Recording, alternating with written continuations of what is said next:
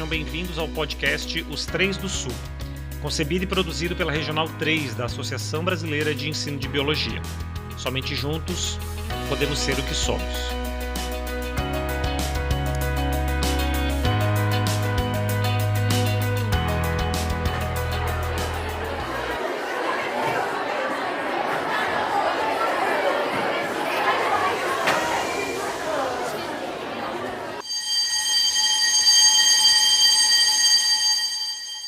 Um salve para a comunidade da Educação e Ciências. Eu sou o professor Marcelo Valério e serei o host da estreia do podcast Os Três do Sul. Nesse primeiro episódio, nós vamos conversar sobre o novo ensino médio. Mas não faremos isso de uma perspectiva idealizada ou teórica, senão sediados no chão da escola.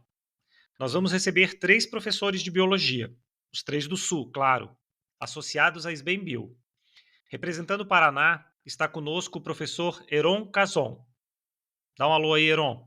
Olá, sou o professor Heron Cazon, sou professor de Biologia aqui de Curitiba, Paraná. Por Santa Catarina, a gente recebe o colega professor Cleiton Lesman. Dá um alô, Cleiton. Olá, eu sou o Cleiton, sou professor de Biologia e Ciências aqui em Florianópolis.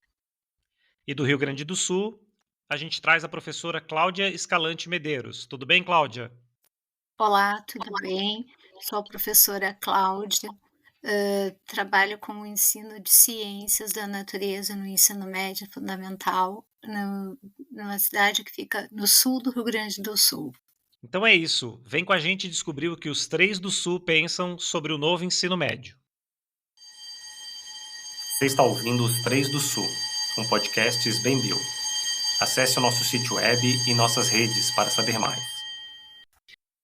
Pelo menos desde os anos 90, um novo movimento de reforma curricular se instalou na educação básica brasileira. Desta vez, formalizado inclusive na Lei de Diretrizes e Bases da Educação Nacional, o país passou a debater os contornos de uma Base Nacional Comum Curricular. Outros muitos debates sobre políticas educacionais daí decorreram, claro, como sobre as avaliações de desempenho em larga escala ou a formação docente nas licenciaturas. Mas nenhum debate mexeu tanto com a comunidade educacional, com a classe política, com a sociedade em geral, do que o assim chamado NEM, Novo Ensino Médio. Tudo começou com as discussões na Comissão Especial da Comissão de Educação na Câmara dos Deputados. Em 2013, tomou forma o projeto de lei 6840, e dele resulta a medida provisória 746, aprovada durante a gestão de Mendonça Filho no MEC, durante o governo de Michel Temer. Transformada na Lei 13415 de 2017, o chamado Novo Ensino Médio desencadeou muitas reações, entre as quais a emblemática ocupação de mais de 1.000 escolas por todo o Brasil por parte de estudantes secundaristas. Neste episódio, nós vamos repercutir essa história e a recente aprovação na Câmara dos Deputados de um novo texto sobre o tema, em tramitação no Senado no momento em que esse episódio está sendo gravado. A SBEM-Bio acredita e defende uma política educacional lastreada no mundo real, no mundo das escolas e da docência. E por isso trouxe para os microfones quem vive mais intensamente a reforma do novo ensino médio no sul do Brasil. Vamos nessa!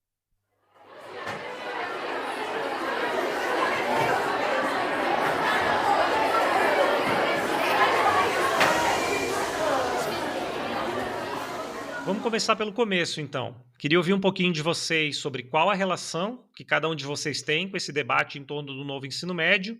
E imagino que para fazer isso vocês já possam contar um pouquinho do que vocês estão desenvolvendo, né, enquanto professores, enquanto docentes, na trajetória atual de vocês. Vamos começar pelo professor Heron. Olá, sou o professor Heron. Atualmente tenho 13 turmas, né, de Biologia. Sou professor dos primeiros, segundos, terceiros e quartos anos técnicos. Mas especificamente do novo ensino médio, eu tenho trabalhado, né, com essa nova configuração curricular com os terceiros anos, né, especificamente com os terceiros anos. A reflexão que eu trago aqui para essa experiência que eu estou tendo, né, com o novo ensino médio, aqui nas escolas públicas de Curitiba, é um aspecto que eu diria que é pessoal, né? É um aspecto que ele me coloca para pensar nas minhas memórias, né? Na época que eu era estudante do ensino médio. Eu também, né, fiz o ensino médio em escola pública, né, escola pública com todas as características de uma escola pública, né, de padrão brasileira, com falta de professores, com livros desatualizados, um ensino bem pouco atrativo, né, com baixo direcionamento para os exames de vestibular, né, com falta de informação, enfim, todas as características de uma escola pública que vem dessa época, né? Então, as minhas memórias me trazem para esse momento atual, né? Que pensa no ensino médio, cujo principal foco é a formação integral, né, do sujeito por meio do desenvolvimento das competências e das habilidades que essa nova proposta, né, desse novo ensino médio pensa, né? Assim como nós, né, todos passamos pelo ensino médio, nós também tínhamos as nossas dúvidas enquanto as nossas habilidades. No meu caso pessoal, as minhas melhores aptidões eram na área de linguagens, né? Então, a língua portuguesa, a língua inglesa, geografia, arte eram as minhas principais matérias, as matérias que eu tinha mais aptidão. Embora, né, eu tinha essas aptidões, algo mais, diria que desafiador, me colocava como estudante na época do ensino médio, e eu tinha muito interesse, curiosidade pelas áreas das ciências, né? Aí a física, a química, a biologia diria que matérias assim mais desafiadoras, e acabei escolhendo a área da biologia para chamar, né, um campo de estudo meu, né? Então, assim, pensando, né, sobre as minhas memórias, eu acredito que pensar um projeto curricular, né, visando as aptidões que um adolescente tem, eu acho que é uma ideia um pouco prematura, né? É uma ideia que é difícil, ainda mais hoje em dia, né, um adolescente que não está com a maturidade, né, para poder escolher de fato o que ele vai, entre aspas, fazer, trabalhar, né, estudar para o resto da vida, né? Legal, Heron. Heron já trouxe uma provocação aí. Então vamos começar a descer a BR-101 aqui, vamos chegar em Santa Catarina, passar a palavra para o professor Clayton e entender como que é para o Clayton, então, né, essa relação com o novo ensino médio, um pouquinho da trajetória, como o Heron já puxou o fio ali da nossa conversa. Vamos lá, Clayton, seja bem-vindo de novo. Muito obrigado. Eu me formei licenciado em Ciências Biológicas aqui pela Universidade Federal de Santa Catarina, né, pela UFSC, mas toda a minha história foi numa cidade que é Jaraguá do Sul, mais ao nordeste do estado. Lá eu tive uma experiência bem diferente de escola da do Heron, eu sempre tive nas instituições privadas e nos colégios confessionais, né, e na época no modelo que poderia ser hoje talvez chamado do velho ensino médio. Quando eu vim para a licenciatura, eu já vim sabendo que eu gostaria de ser professor, então ao longo do caminho na licenciatura, eu sempre me interessei por como estavam as políticas sobre educação, mas foi mais quando eu comecei a me aproximar da área do ensino, de ciências, da pesquisa e ensino, que eu acho que eu fiquei mais atento para isso, assim.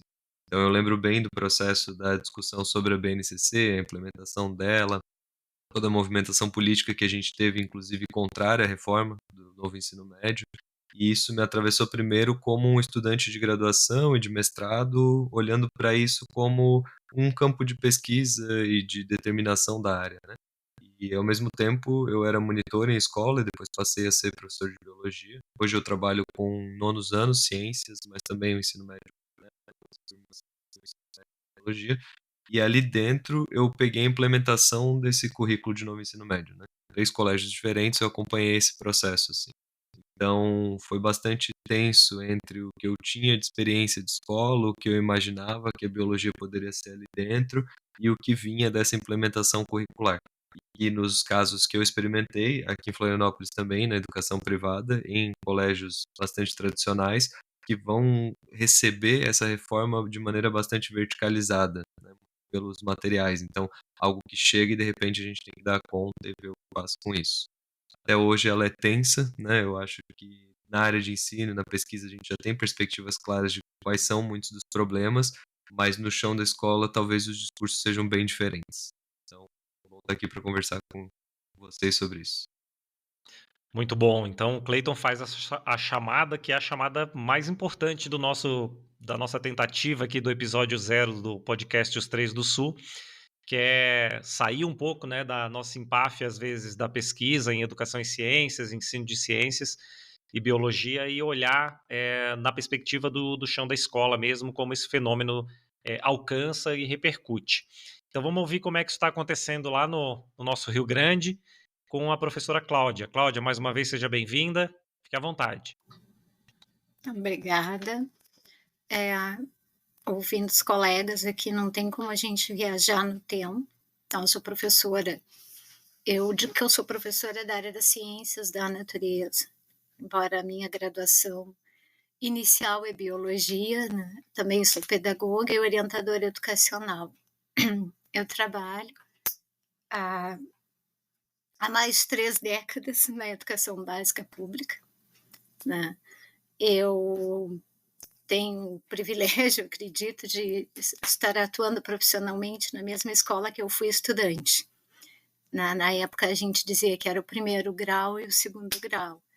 Posterior, eu retornei como professora, né, de biologia, mas eu também trabalho com ensino de química, física e matemática por conta da formação. E eu entendo que nós temos vários fatores, né, a considerar. Primeiro, é o perfil do nosso jovem estudante, que ele é um perfil diferenciado da época que nós éramos estudantes, né? Nós temos uma série de fatores que diferenciam. Então, a primeira questão, assim, há uns 10 anos atrás, o nosso estudante ele tinha um propósito maior, que ele estava na escola buscando uma formação, porque ele queria uma realização, ele queria fazer um Enem, um vestibular. Atualmente, o novo ensino médio, ele já vem por... Aqui nós temos o novo ensino médio, além dele atender a proposta da Lei 13.415, aqui no Rio Grande do Sul é o novo ensino médio gaúcho. Então, ele tem um formato que nos incomoda um pouco enquanto professores, pela questão não só de um esvaziamento daqueles componentes que vão dar aquela formação básica que nós entendemos necessária, mas por conta do modelo da organização curricular que ele tomou forma. Então, foram agregados no currículo várias trilhas formativas, e aí nem o professor sabe direito o que ele deve desenvolver. Então, isso incomoda, além da falta de recursos humanos. Então, isso nos provoca um desconforto e nós nos sentimos, vamos dizer, desequilibrados, talvez, desconfortáveis no exercício da nossa profissão, em função dessa estrutura curricular que aqui tomou forma. Muito bom. Então, as nossas 3 primeiras falas já trazem provocações, porque a gente vai tentar aprofundar, né? E vou tentar pegar o gancho dessa colocação da professora Cláudia para a gente ir em frente. Então, a Cláudia traz para a gente de que maneira a implementação do novo ensino médio também assume características não só regionais, mas em cada estado, né? Então a gente vai ter essa oportunidade aqui. Queria ouvir um pouquinho sobre isso, essa coisa da caracterização do currículo do estado, como que ele faz esse amálgama, né, com a proposição nacional. Então já vamos pular para isso. Assim, eu acho que vocês insinuaram um pouquinho. Queria ouvir então qual que é a opinião mesmo de vocês, né? Opinião, percepção, enquanto profissional da educação, sobre a necessidade de uma reforma e sobre o formato desta reforma em específico. Eu posso comentar sobre Santa Catarina na perspectiva de que eu estou na educação privada, né? Então esse também é um recorte que eu preciso fazer, porque a forma como esses currículos vão ser implementados é bastante diferente. Eu tenho vários colegas que estão aqui na educação estadual pública e que também tiveram esse formato bastante verticalizado de implementação, mas que ficou muito solto no sentido de criaram-se disciplinas diversas e, de repente, os professores têm que dar conta dessa demanda, né, de temas muito diferentes, de um caderno de disciplinas que vai ser sugerido, mas que não vai ser todo oferecido e que vai ter um certo limite de escolha dos estudantes.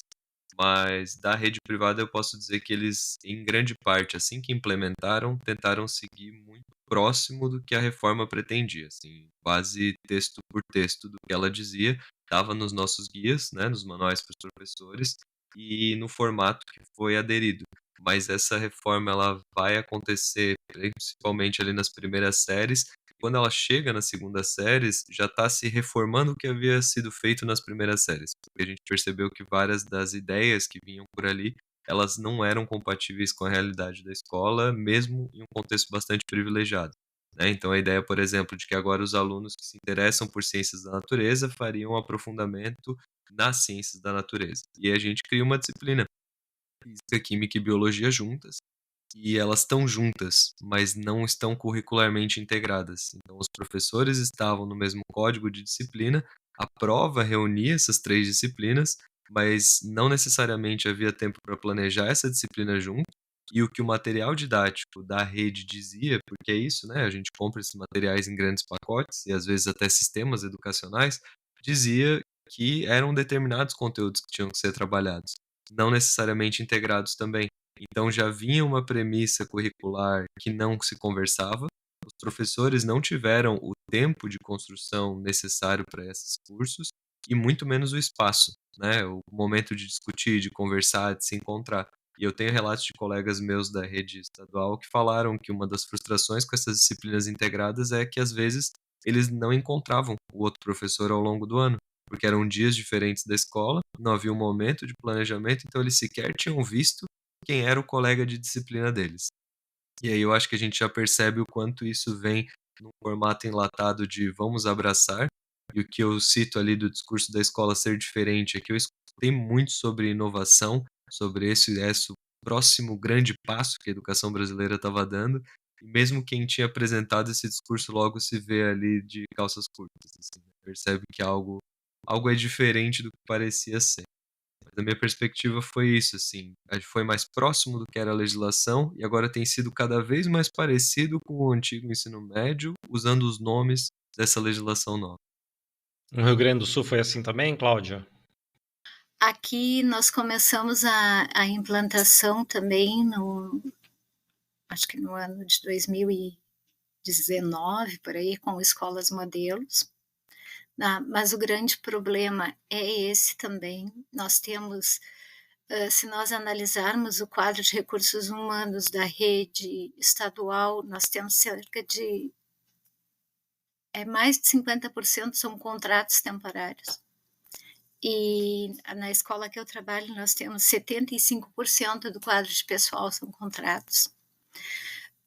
A questão, assim, desses itinerários e essas trilhas formativas, a recomendação é que vá um professor contratado, não desprezando de forma nenhuma, mas a gente sabe que por conta do modelo da sociedade que a gente vive, ele abraça, né?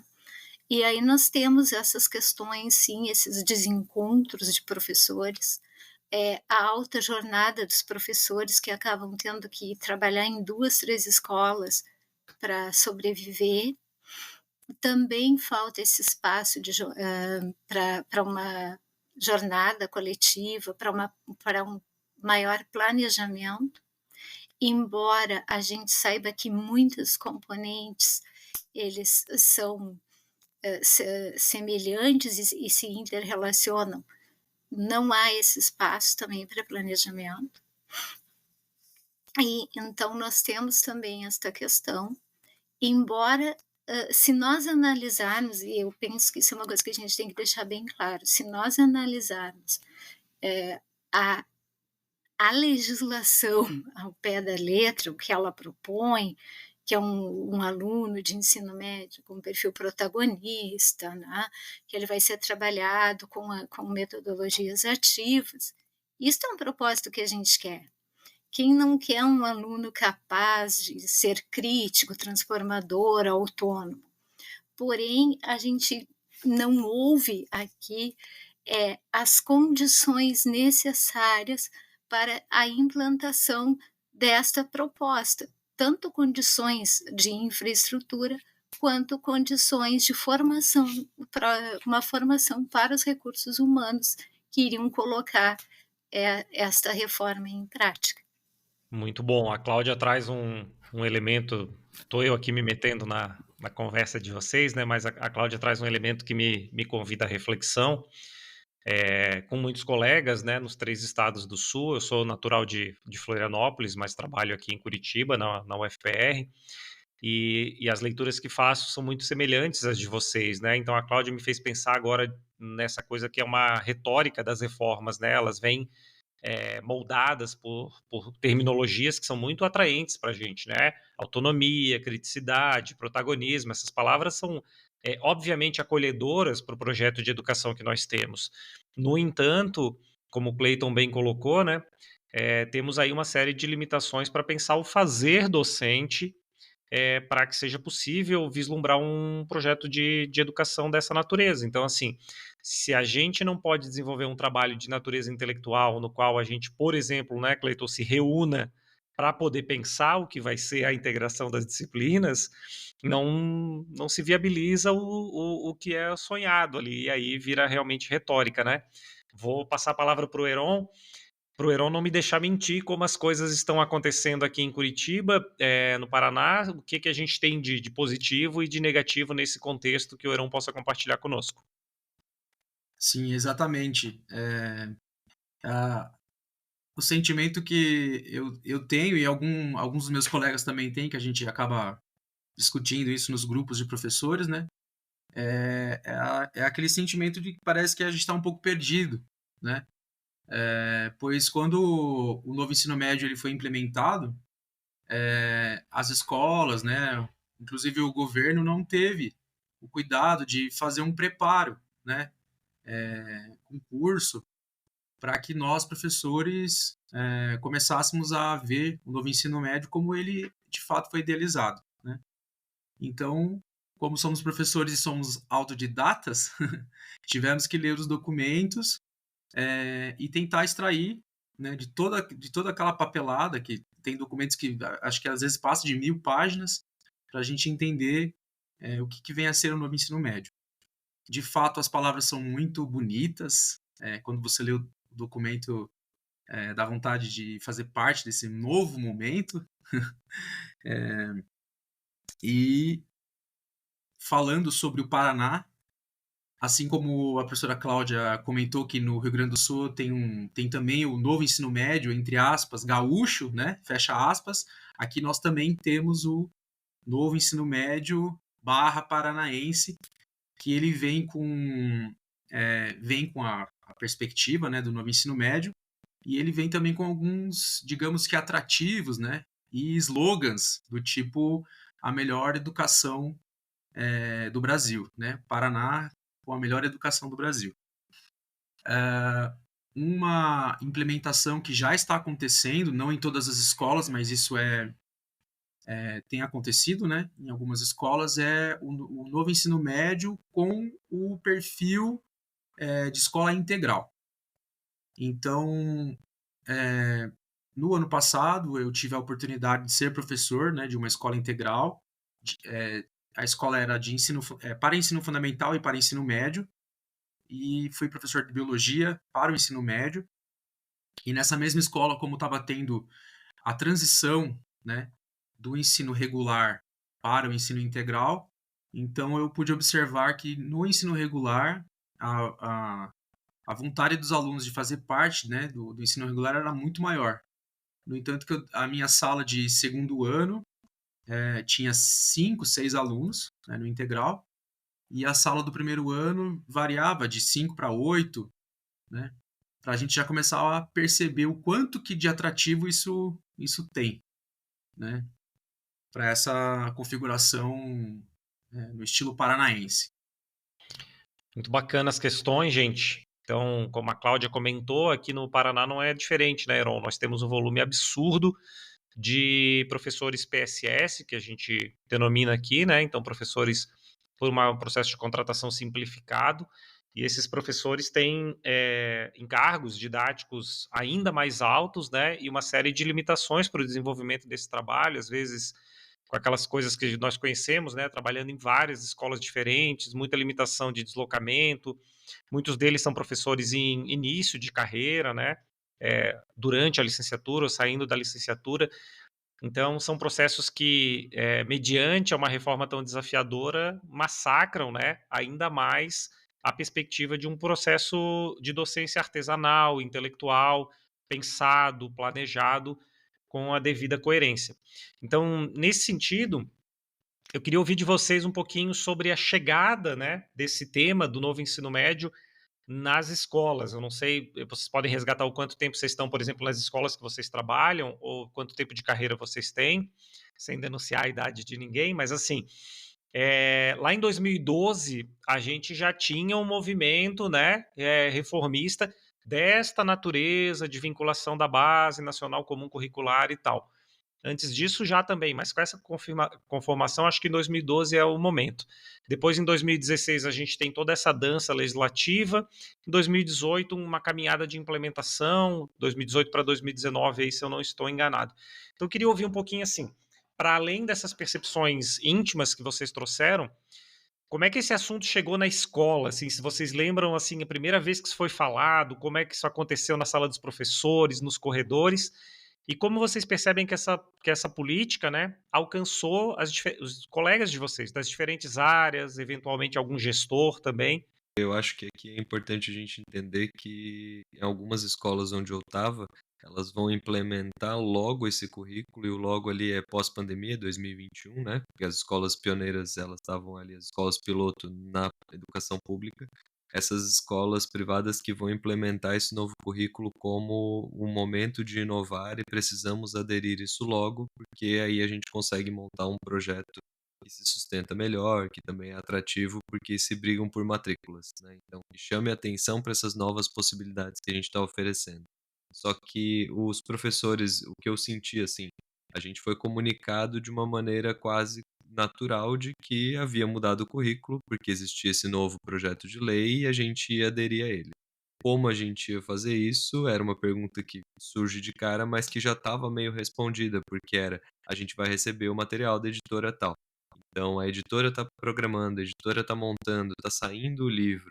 E esse discurso é um discurso que vai se manter, inclusive, ao longo da implementação, porque as editoras, muitas delas, não deram conta de mudar esses materiais, né? A gente tem uma pandemia em 2020, enquanto a gente estava na pandemia, o estado de Santa Catarina estava construindo esse currículo base pro território catarinense, de forma remota, com um conjunto ali de 200 e tantas pessoas reunidas, né? Então, essa tentativa de já na saída da pandemia implementar, foi o que eu percebi que assustou bastante os professores também, porque como é que a gente vai fazer essa coisa que é nova, num formato que a gente nunca tinha visto antes de escola, ela tá semi-híbrida, tem aluno em sala, tem aluno remoto, a gente tá aqui de máscara, em espaços diferentes, e de repente tem que mudar o currículo como um todo. E aí eu senti que para a maioria dos professores, a coisa entrou atravessada, então ela se via meio como um obstáculo, né: "Ah, vamos ter que dar conta disso. Ah, agora o que mais que tem que fazer?". Quando começam a surgir os nomes de disciplinas diferentes, a se falar em eletiva e uma estrutura que não estava ali na escola, ou que para muita gente talvez não tinha chegado aos olhos, isso assusta, porque onde eu vou caber nisso? E eu acho que a biologia, pelo menos nos meus contextos, até foi um pouquinho mais privilegiada de não perder tanto espaço curricular quanto algumas outras disciplinas perderam, né? As humanidades foram removidas quase de alguns espaços do ensino médio. E nesses colegas eu senti muito mais angústia ainda, porque a gente estava recebendo um currículo novo, a sua carga horária não estava mais ali, e de repente ela estava lá numa eletiva de cidadania ou de empreendedorismo.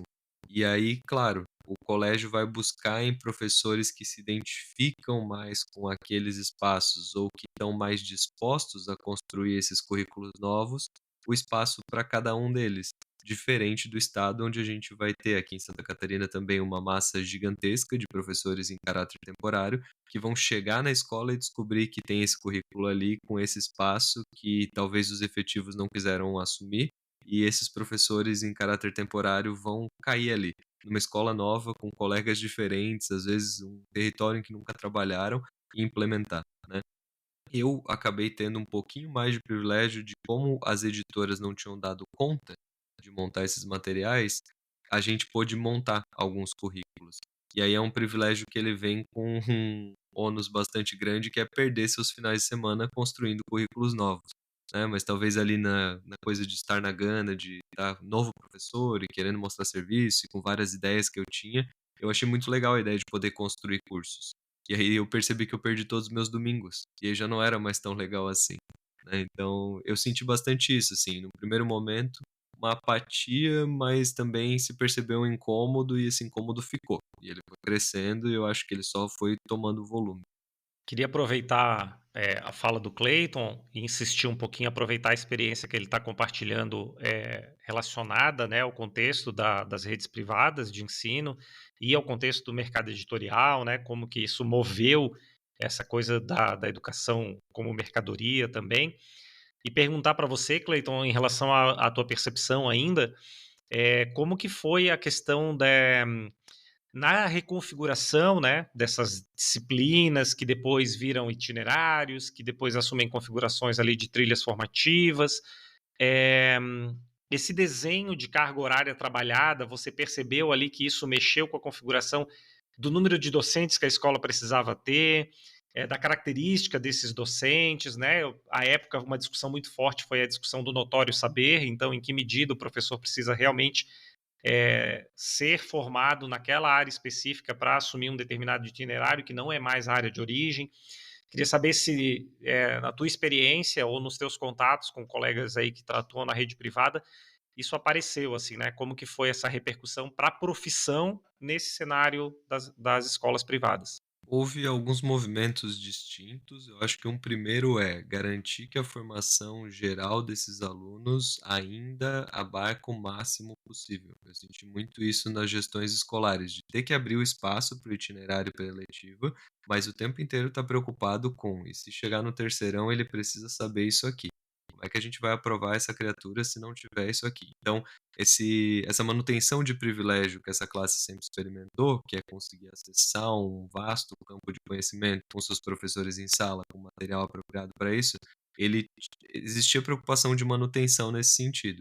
E as eletivas, que seria a parte que os alunos escolhem, que seria esse campo de pensar uma escola nova, o espaço maker, o empreender.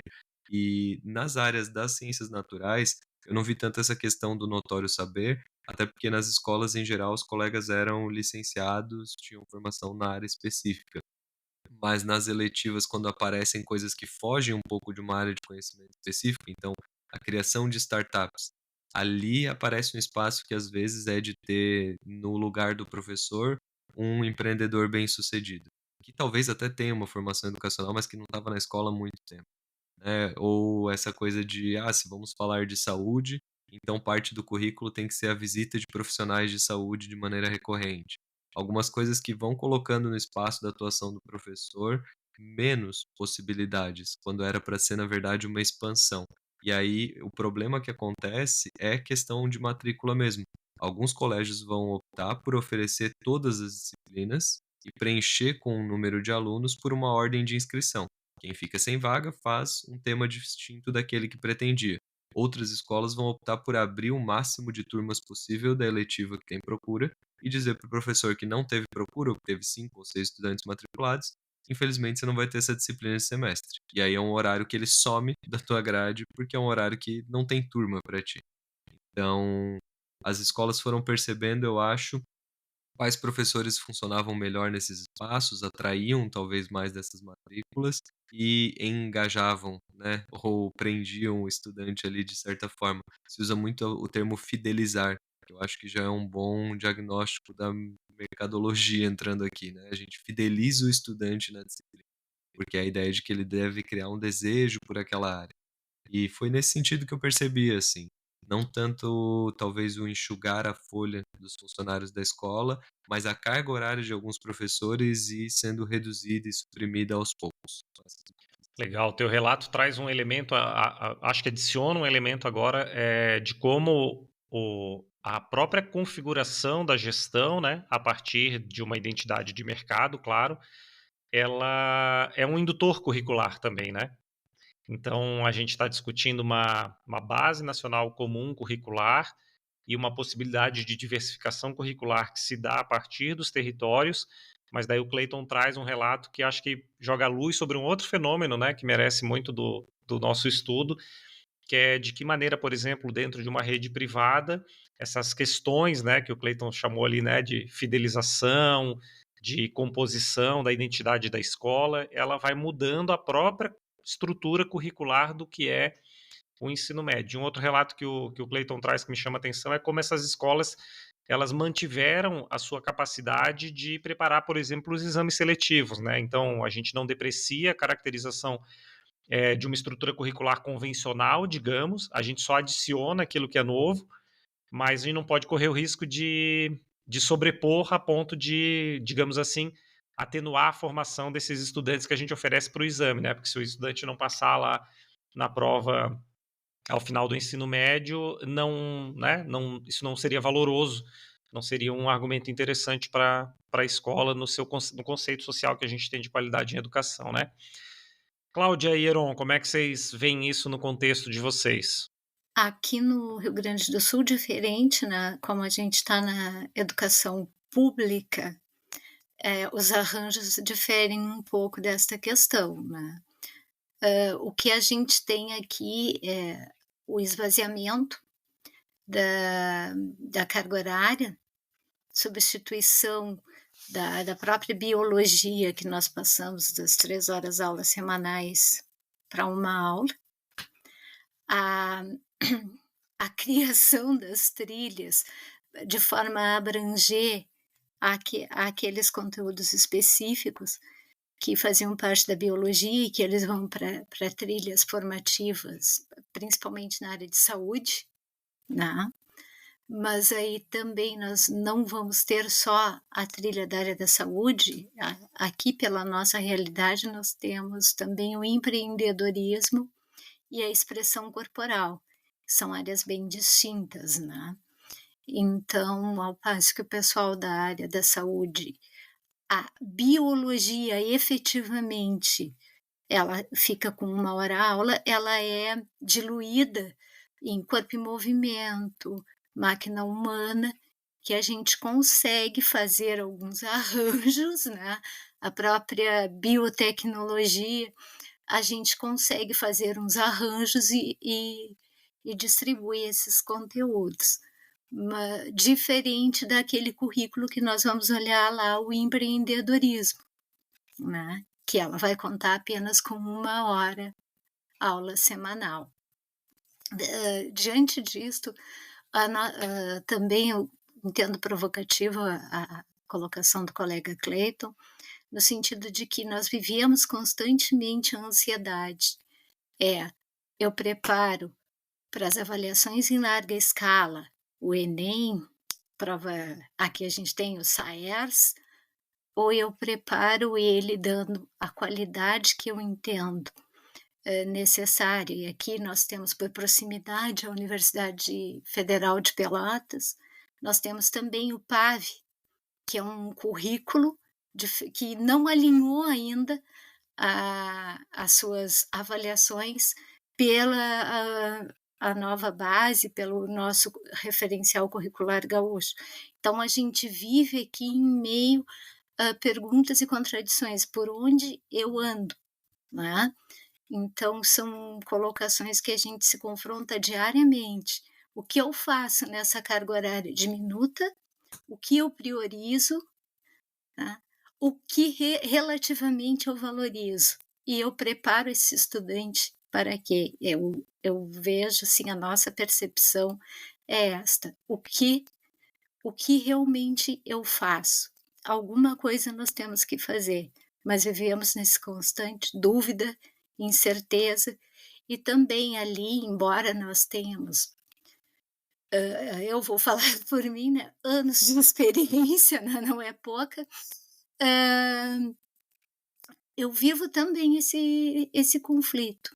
Por horas eu me questiono: eu preparo esse estudante para quê? Para a vida, para o mundo do trabalho ou para o PAV, para o Enem, para toda essa questão da avaliação externa, uma vez que nós aqui, enquanto redes, também somos cobrados, né? E toda essa reforma que a gente está passando, essa nova política que o Rio Grande do Sul está também importando um pouco lá do estado de Goiás, nós também temos que apresentar aprovação. Então, a cada trimestre nós recebemos, sem sermos consultados, a nossa taxa de aprovação daquele trimestre. Então, tá. São estes os desafios da docência e do nosso fazer pedagógico. Perfeito, Cláudia. Por isso que o chão da escola é importante, né? A gente vai vendo que a gente olha para os acontecimentos, né? A partir do relato que o Cleiton, a professora Cláudia e o professor Cleiton trouxeram agora, e como vão emergindo, né? é, do, do lugar mais, digamos assim, nebuloso, o debate sobre as políticas públicas em educação, né? Então, agora mais recentemente, a professora Cláudia trouxe ali é, toda a articulação desse conceito, né, de uma base nacional comum curricular e de uma mudança, né, do ensino médio a partir de uma reforma curricular, uma reforma que não é necessariamente das condições de ensino, de trabalho, de formação, mas uma reforma curricular. E como isso tem a ver, por exemplo, com os processos de avaliação em larga escala, com processos que são globais de homogeneização curricular, né? Então a gente poderia entrar nesse debate sobre a pertinência ou não de uma base, qual deveria ser o conceito de base, né, curricular e de heterogeneidade, diversidade, interseccionalidade dos currículos. A professora Cláudia trouxe mais um elemento interessante, muito pesado nas redes públicas, que é essa questão do gerencialismo e do controle da prática docente, né? Então, dos pressionamentos. Eu acho que o Heron vai poder falar um pouquinho disso, que o Paraná tem uma trajetória forte, né, e recente de mobilização, de enfrentamento a essa questão do gerencialismo, do controle das práticas, de uma educação por resultados, né, e resultados numéricos, métricas que não são necessariamente métricas de qualidade educacional. Então, acho que quando a professora Cláudia compartilha conosco a angústia de saber assim, para que eu estou formando os meus estudantes, é a angústia de quem no chão da escola sabe que o conceito de qualidade em educação não se dá necessariamente pelas métricas que corriqueiramente nos visitam, né? Como o índice de desenvolvimento da educação básica ou qualquer outra coisa que o valha.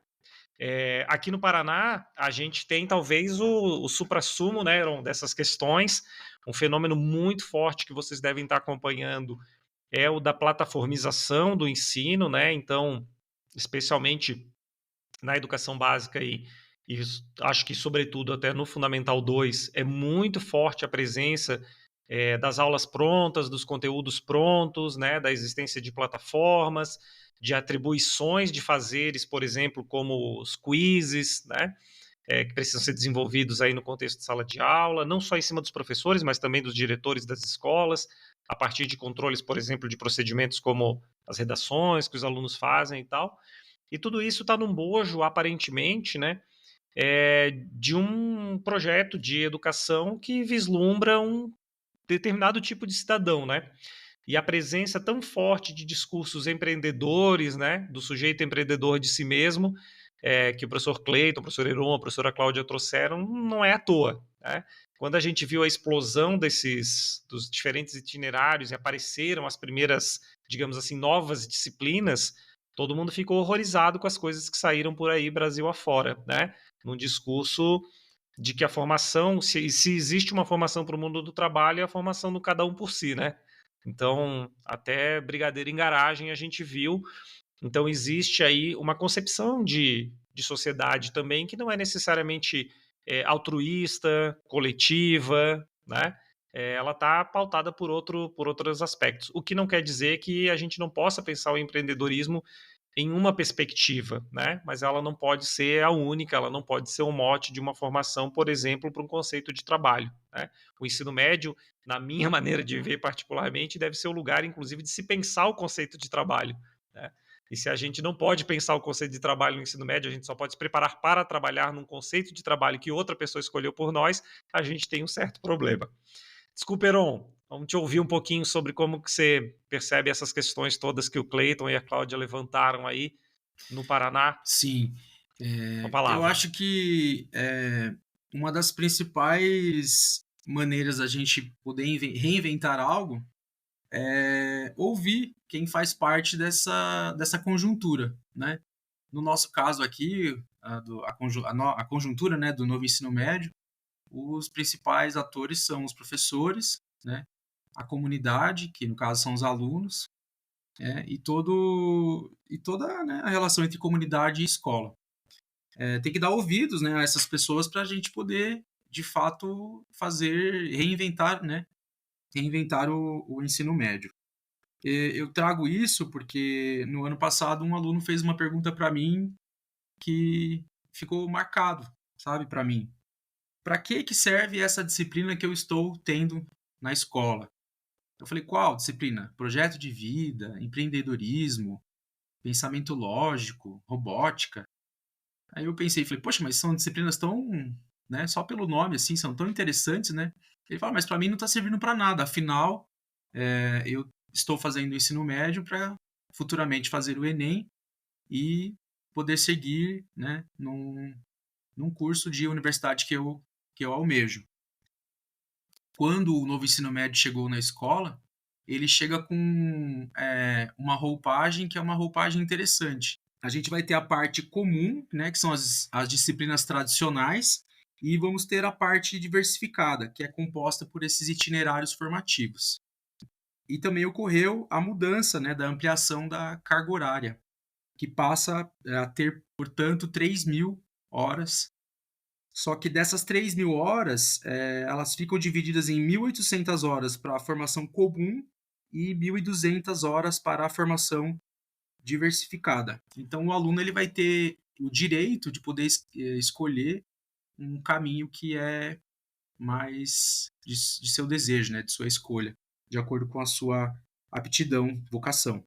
Dessa nova estruturação, que mais me incomoda é que as séries elas sofrem um afunilamento.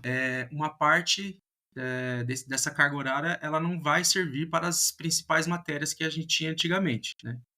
Geografia, história, matemática, dando vez para esse itinerário que é as diversificadas, né? Então o aluno ele vai ter mais acesso a essas diversificadas do que das disciplinas. Nesse aspecto que o professor Heron traz, né, acho que vale muito a pena a gente refletir. Foi bom que o Heron tenha pontuado especificamente as transformações, porque esse foi um debate que talvez tenha sido o debate que mais alcançou a sociedade, né, agora mais recentemente pela mídia, que é essa questão da liberdade de escolha, né?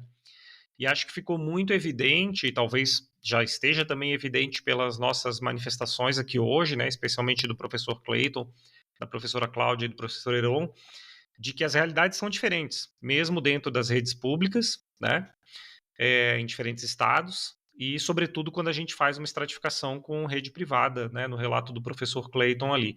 Então, uma coisa que mobilizou muito o debate foi esse conceito de liberdade de escolha, né? Se o estudante tem realmente liberdade de escolha, e em que contexto o estudante que tem liberdade de escolha. Quando a gente faz recortes entre redes públicas e privadas, quando a gente faz recortes de diferentes grupos sociais, quando a gente faz recortes de regionalismo, onde o número de professores formados em diferentes áreas oscila bastante, varia bastante, especialmente nos rincões do Brasil aí, é bastante questionável a gente pensar na possibilidade de uma liberdade de escolha como pauta democrática mesmo para uma reforma como essa.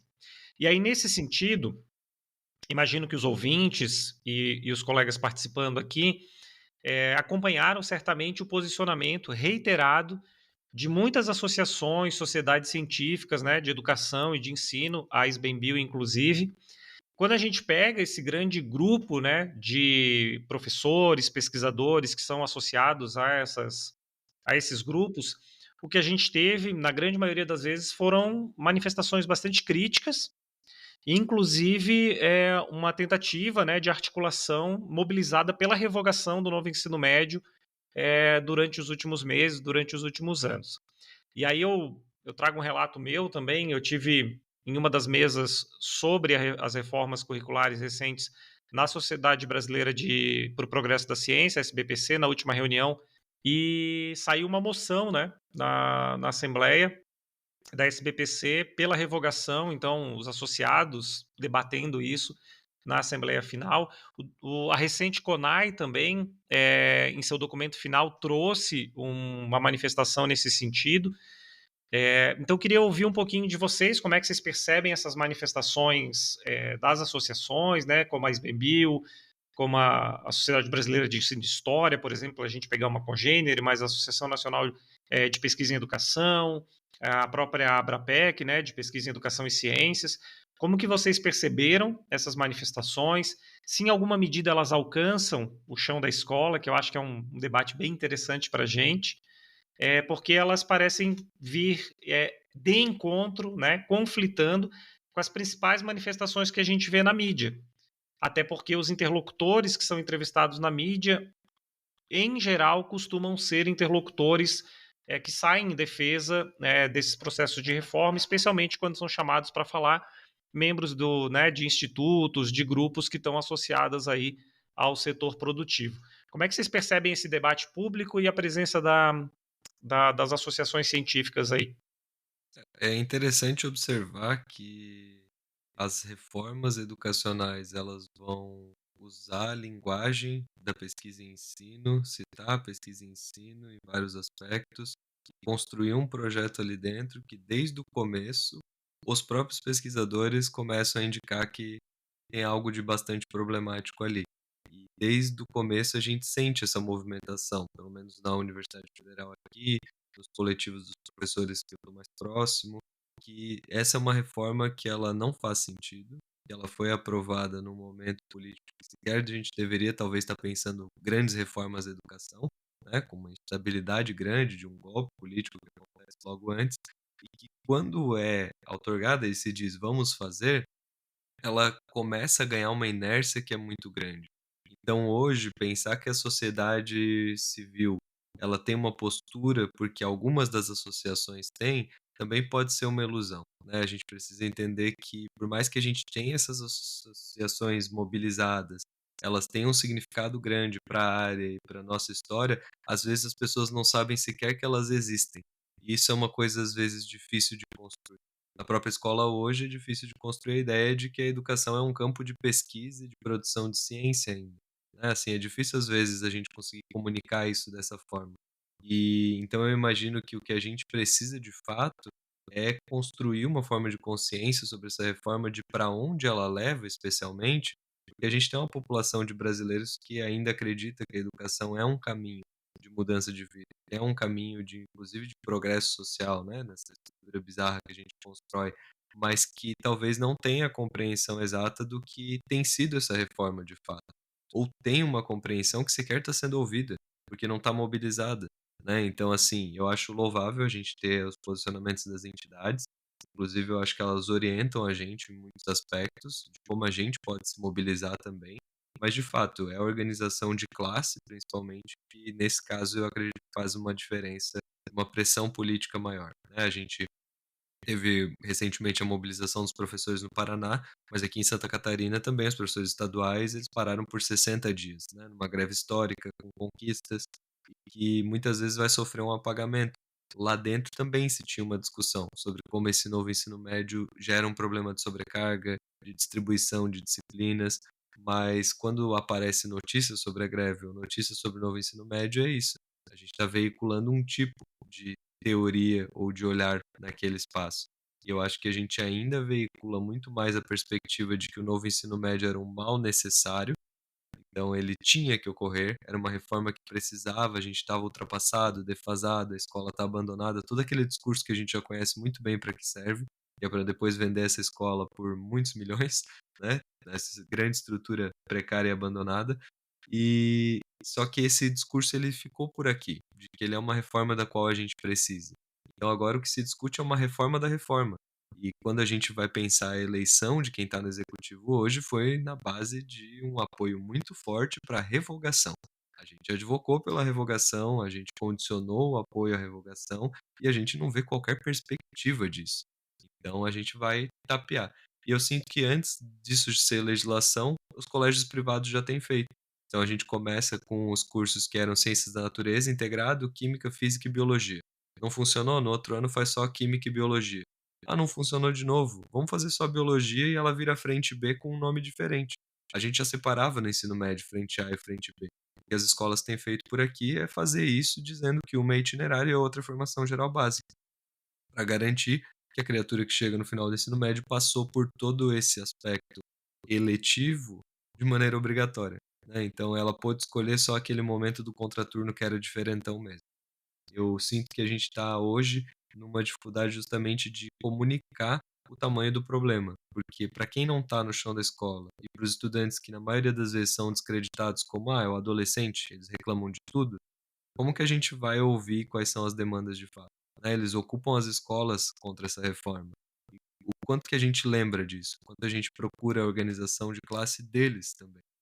Ou, num aspecto privado, pensar essa organização, inclusive, às vezes parece impossível, né? Dentro dos sindicatos patronais, por exemplo. É um outro contexto. Então, ser uma mobilização mais significativa, acho difícil a gente avançar. Ainda assim, é importante que a gente continue se posicionando, né? O silêncio não ia ajudar em nada. Essa fala do professor Clayton lança um olhar sobre acontecimentos recentes também, né? Tô datando aqui o nosso episódio, mas quem acompanha a cena educacional no Brasil deve ter visto recentemente uma repercussão muito forte, né, de um vídeo que a Secretaria de Estado da Educação do Paraná enviou para as famílias, né, num sentido de despolitizar e desmobilizar a articulação do movimento estudantil junto ao movimento paredista feito pelos professores da rede, né. Então a gente teve uma mobilização muito grande na Assembleia Legislativa do Paraná e naquela mesma semana, então, a secretaria manda para todos os celulares dos pais, dos estudantes do Paraná, um vídeo apócrifo, né, que até onde se sabe teria sido contratado por um produtor de conteúdo, para um produtor de conteúdo aí, com o dinheiro, obviamente, né, destinado à educação, e usando então os dados, né, disponíveis na rede, que a Secretaria de Educação já possui, né, com os dados das famílias, disparar para todos os celulares dos pais esse processo de despolitização. Então, quando o Clayton fala, assim, né, no contexto da iniciativa privada, pensar a mobilização de movimento estudantil é super complicado, isso está acontecendo também na rede pública, né, um processo de desmobilização dos movimentos de manifestação, de organização, para pensar a educação para além de um fazer, para além de uma profissão instrumental e técnica, né. Então, isso, acho que o Clayton traz uma referência interessante, né, a necessidade que isso aconteça tanto dentro da formação inicial, continuada, e que a gente também, das associações, faça uma meia-culpa de como a gente alcança esse debate público com mais qualidade, né. Cláudia e Heron, o que é que vocês pensam a respeito? Eu entendo que é necessário. O debate proposto pelas associações ele é necessário, dado ao contexto, até o jogo de forças políticas, porque a educação é um ato político, né, e no qual a gente está imerso. Então, a gente está nesse campo de disputa e muitas vezes, tanto nós quanto os alunos somos silenciados, né. Aqui a gente vê muito isso, assim, ó, que quem é que está com maior força agora e quem é que tem que silenciar no momento. Então, quando as associações propõem esses debates, né, eu entendo que são momentos muito importantes. Mas também eu concordo, assim, ó, como fazer, mas também eu tenho, assim, questões que eu me pego a pensar ainda de implementação da lei. Nós tivemos ali 2017, 2018, a apresentação da BNCC, na aprovação, desculpem, da BNCC. e com um discurso que os professores foram chamados a construir. Num universo brasileiro, se nós sairmos aqui como pesquisadores que nós somos, quais professores? Em que contextos esse documento foi construído e qual foi a participação, né? Então, aí eu penso assim, nós temos questões cruciais também quando nós dizemos que estamos numa sociedade, entre outras denominações, a sociedade da comunicação e da informação, sim, correto. Os meios digitais, eles fazem parte, mas realmente todo o estudante tem acesso? Nas nossas escolas, como está esse acesso? Então, eu penso que a gente tem que ter também cuidado quando a gente ou assume ou não assume uma proposta, uma política, observar o contexto que ela se forma, o contexto que ela se produz e como ela vai efetivamente ser colocada em prática, né?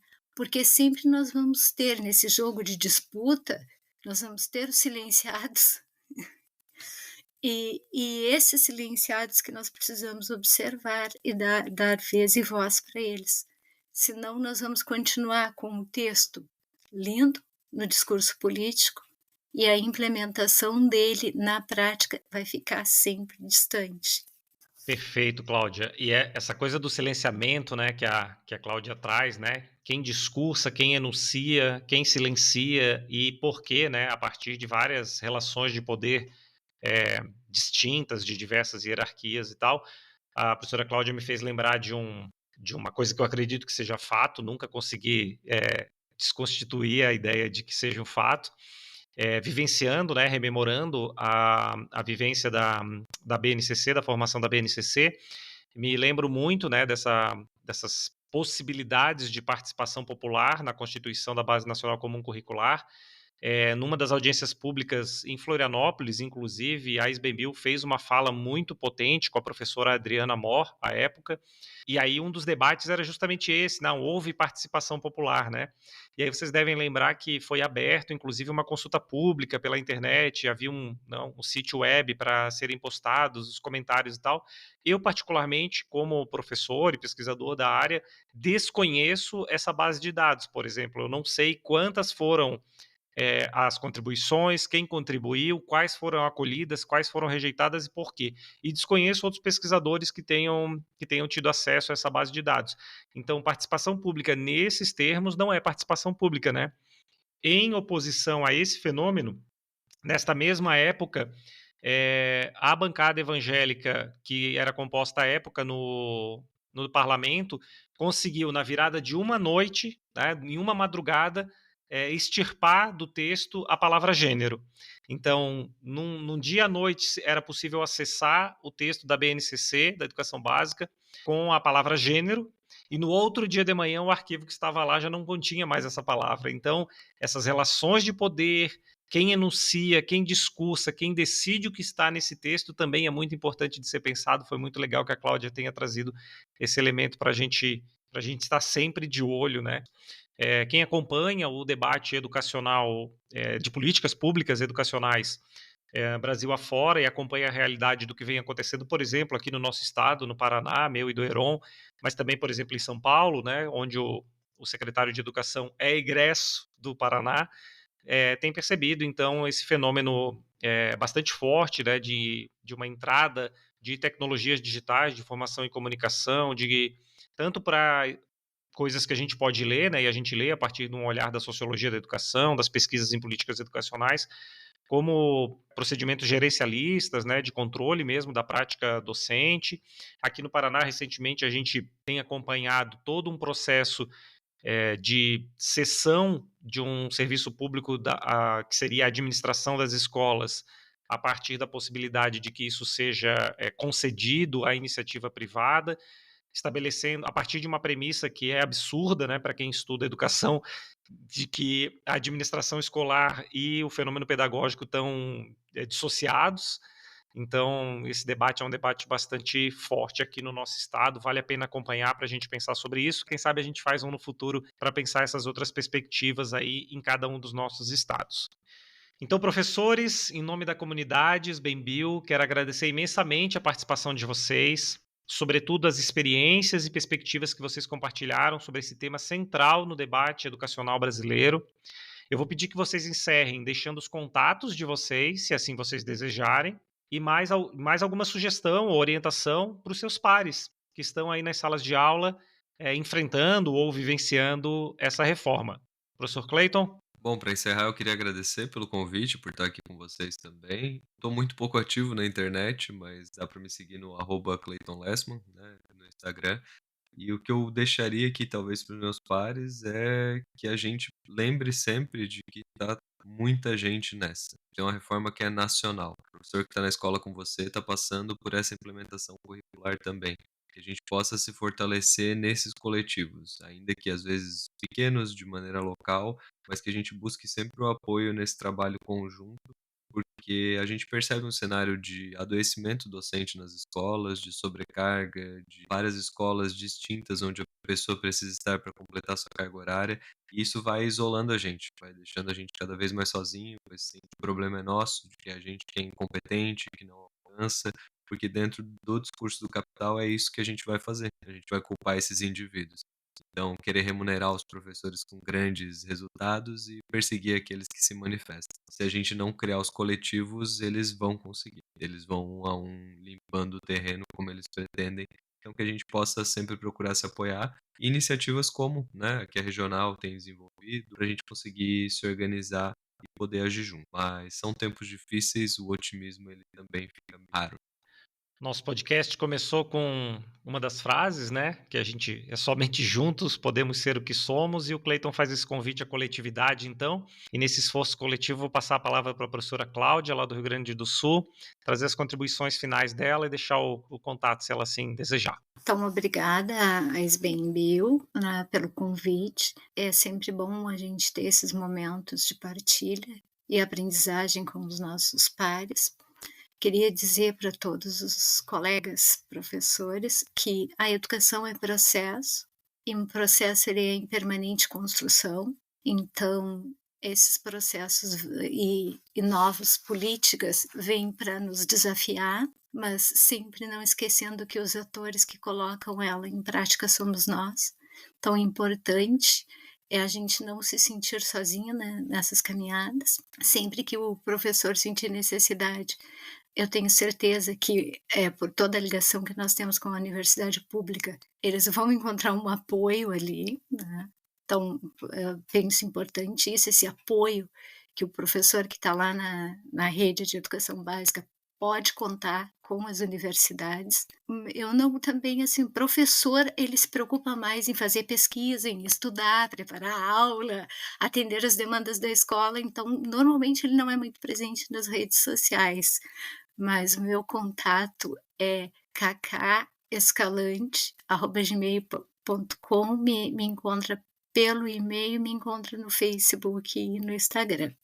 Muito obrigada a todos. E é isso, vamos acreditar que juntos somos mais fortes. Obrigado, professora Cláudia. A Cláudia traz, então, repercutindo o esforço de coletividade chamado pelo Clayton, né? Essa ideia de que educação não é produto, educação é processo, e quem faz a educação, fundamentalmente, é a docência, né? Somos nós, em conjunto, em diálogo, os outros atores, obviamente, da escola também, nossos companheiros servidores, né, da comunidade escolar e os próprios alunos. Então, não tem como a gente pensar, e isso é um pensamento que eu compartilho em nome da SBEMBio, não tem como a gente pensar a educação, reformas educacionais, especialmente reformas curriculares, alijando desse processo quem, de fato, é o centro, né, articulador desse processo. Então, a gente não vai executar as reformas se a gente não puder pensar sobre elas. Heron, tuas palavras finais? Nunca tinha parado para pensar o porquê que professor não tem rede social, mas é uma coincidência porque eu também não tenho. Mas deixo o meu contato aqui, que é o meu e-mail, é eroncazon@gmail.com. Agradeço por ter participado do podcast, né, pelo convite do professor Marcelo e da SBEMBio.